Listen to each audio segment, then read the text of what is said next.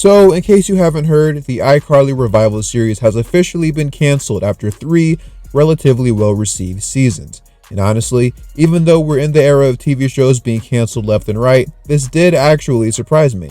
I mean, it seemed like to me that the series was well-received by fans, and I'd assume the ratings were pretty good on Paramount Plus. I mean, it's not like the network has much else when it comes to original comedy series, although the Frasier revival is of course right around the corner. A lot of people on Twitter, or X, whatever you want to call it, are really surprised by this, myself included. So today, I decided to do something different and actually become a news channel for once and cover this announcement to see if we can pinpoint exactly why it got canceled and if there is any hope for not only this show to see the light of day, but other potential Nickelodeon revivals as well. And yeah, we're kinda gonna have to get into spoilers for this one, so if you haven't seen the show but plan on watching it, you might want to skip this video. Or play it on mute and leave it on in the background while you play 2K or something in case you still want to support the channel. That works too. Up next, more iCarly on Nick. It was 2021 when this iCarly revival series released on Paramount Plus, and despite it having a tall order to fill and capitalizing on what was at the time, and arguably still today, Nickelodeon's most successful live-action series, it somehow instantly was able to win over fans, even with the understandable absence of Jeanette McCurdy's character, Sam Puckett. As the show went on, it brought back a bunch of familiar faces like Guppy, Gibby's younger brother, Chuck, who was Spencer's arch-nemesis in the original, and Neville, who was Carly's arch-nemesis in the original.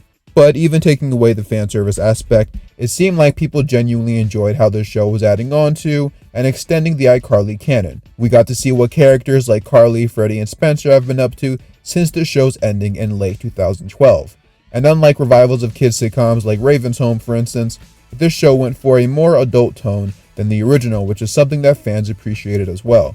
You can only take kids sitcom cliches for so long, and as someone who has been reviewing kids media for the past year, believe me when I say that.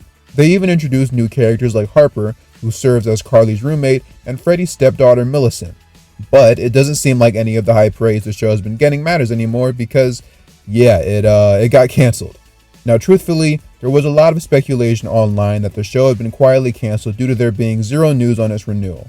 And I think some of that had to do with the writer's strike happening, but it was officially confirmed by actress Lacey Mosley, aka Harper, that the show was in fact canceled. And then later it was reported by several news outlets and confirmed again by Paramount themselves. Now, this leads us to the question, why? Why was a show that presumably had a decent following canceled? And even more so, what does this mean for any future Nickelodeon revivals of nostalgic shows? Well, to answer that first part, I'm going to try to give you as educated an answer as possible. I mean, it could be anything, but they're not really telling us in any of the articles. One could guess that maybe the show was starting to lose its viewers, but I highly doubt it. One very likely guess is that this was the first of many shows from Paramount Plus that will ultimately end up getting canceled due to the writer's strike.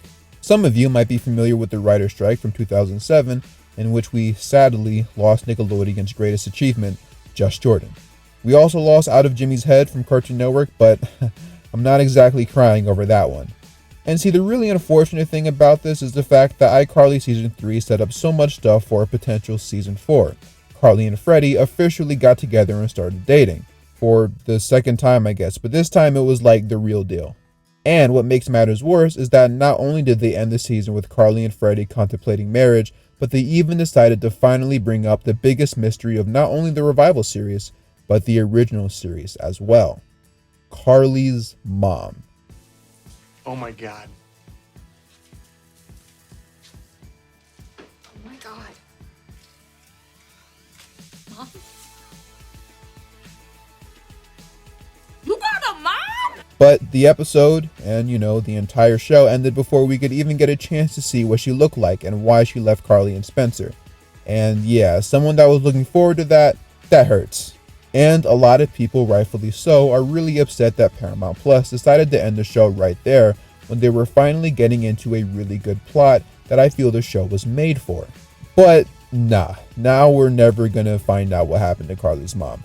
Although honestly, and look, I'm not trying to give anyone false hope or anything, but I truly do not feel like this is going to be the last time we see the iCarly characters. I just have this weird feeling that we will in fact see some of these guys again. With iCarly easily being Nick's most popular sitcom ever, and having the revival still end up getting canceled, you'd have to imagine Nickelodeon doesn't attempt any more sitcom revivals, right? I mean, if it didn't work with iCarly, their biggest show, I doubt it would work with any other shows. I mean, besides Victorious, there's nothing else left that would bring in a big crowd. Ned's Declassified fans, y'all just gonna have to give it a rest. That adult survival guide ain't happening. I'm just being real. Let it go, brother. It's all good, man. Let it go. It's okay. If iCarly couldn't even survive on Paramount Plus, then there's no way Ned's Declassified does. And I say that as a very big fan of the show. I know the Thundermans is apparently getting a movie, as is Henry Danger, so I think from now on they might just go the Zoe 102 route and just keep making movies instead of full-on shows. Which isn't a bad idea. Maybe even iCarly can get a movie to wrap everything up. I'm not sure. Regardless though, even though I wasn't an avid watcher of the series, it does definitely stink seeing this happen, especially considering how it ended. Who knows, maybe we will see some sort of special that ties everything together, but for now, it appears that we have once again witnessed the end of iCarly. How do you feel about the show's cancellation though? I would like to know in the comments below. As always, subscribe if you're new and hit the like button if you enjoyed the video. I'm Mr. Nostalgia, and I'm out for now. Peace.